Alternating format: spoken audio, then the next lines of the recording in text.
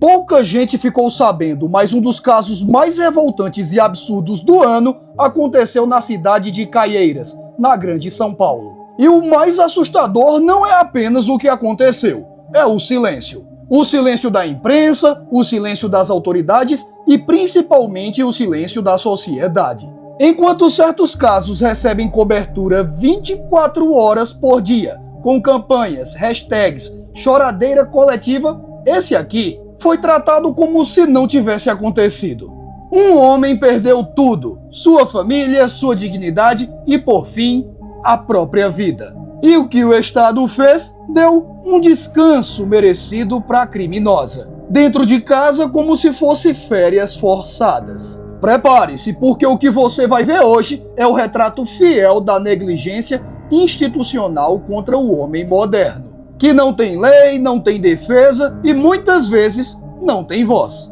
O caso que a imprensa ignorou.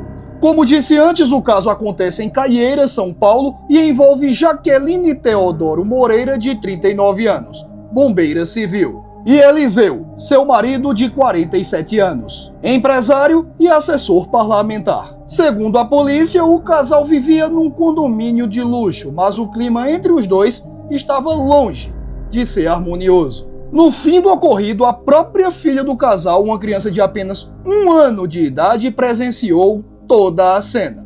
Uma tragédia que em qualquer outro contexto teria tomado conta dos noticiários. Mas dessa vez não. Dessa vez o caso ficou escondido em rodapés de sites pequenos, com manchetes tímidas sem a indignação coletiva.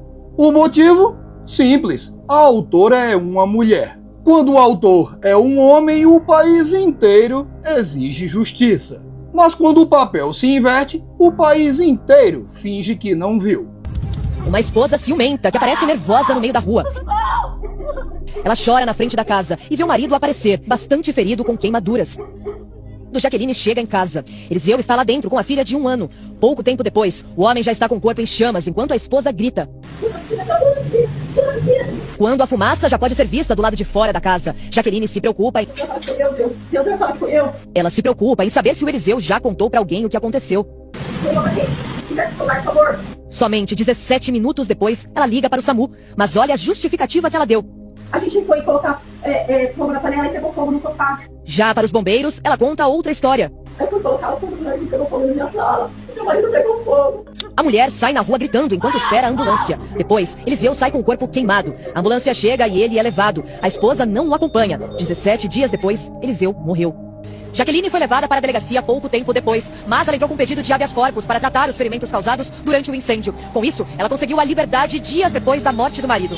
Eliseu era empresário, dono de construtora e assessor parlamentar. Ele tinha outros 3 filhos do primeiro casamento e a filha pequena do relacionamento com Jaqueline. Segundo a família, a atual companheira era uma mulher muito ciumenta e que essa seria a causa do ataque. Os 4 anos de relacionamento, ela era muito ciumenta, muito ciumenta.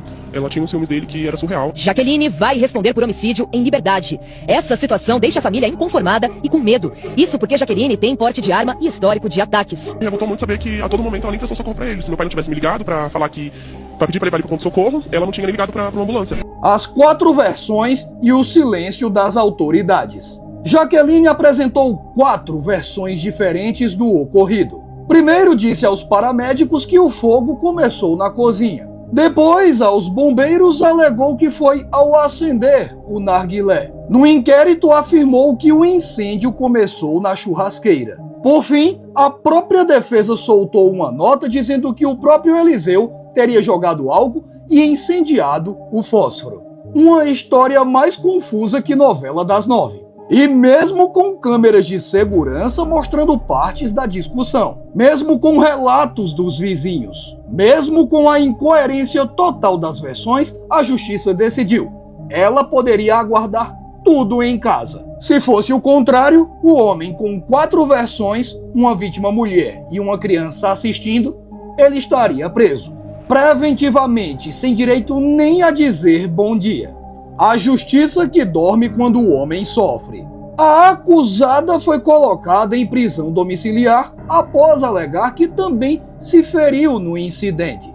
Isso mesmo, o sistema penal brasileiro, que deveria proteger os inocentes e punir os culpados, parece funcionar em modo seletivo. A mulher diz que se machucou mesmo tendo causado toda a violência e pronto, está em casa descansando.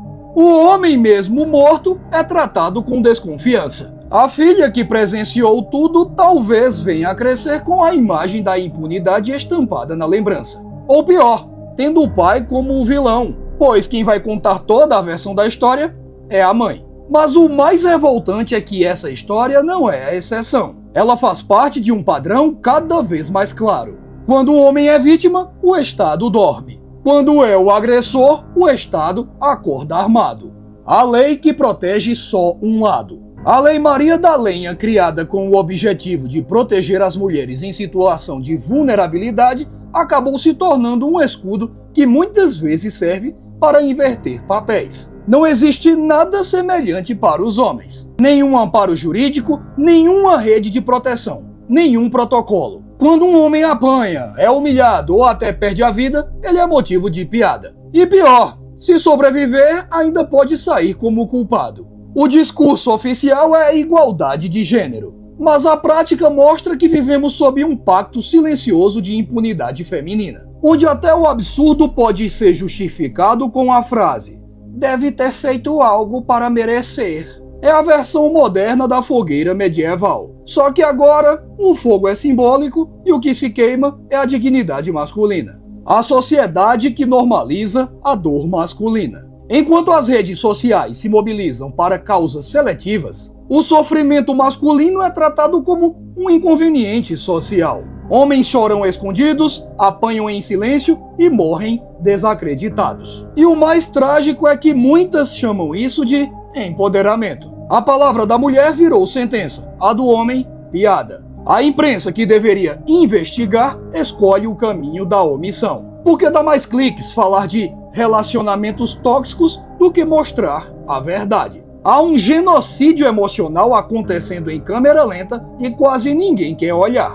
Cada Eliseu esquecido é um lembrete cruel de que no Brasil o homem é descartável até quando é vítima. Moral da história: no fim das contas, o caso de Caieiras não é apenas uma tragédia familiar. É um retrato fiel do fracasso institucional que assola o país. Mostra que o Estado não é neutro, que a justiça tem preferências e que a sociedade está treinada para sentir empatia seletiva. Enquanto a vítima masculina é ignorada, a acusada ganha manchete humanizada, tratamento brando e até direito a entrevistas. É por isso que vídeos como esse são tão necessários, para lembrar que o silêncio também é cumplicidade. Se a lei é feita para proteger, então ela deve proteger todos, não apenas um gênero. Porque enquanto houver uma justiça que fecha os olhos para a dor dos homens, haverá Jaqueline soltas e Eliseus desconhecidos. E o dia em que o país entender isso, talvez seja tarde demais.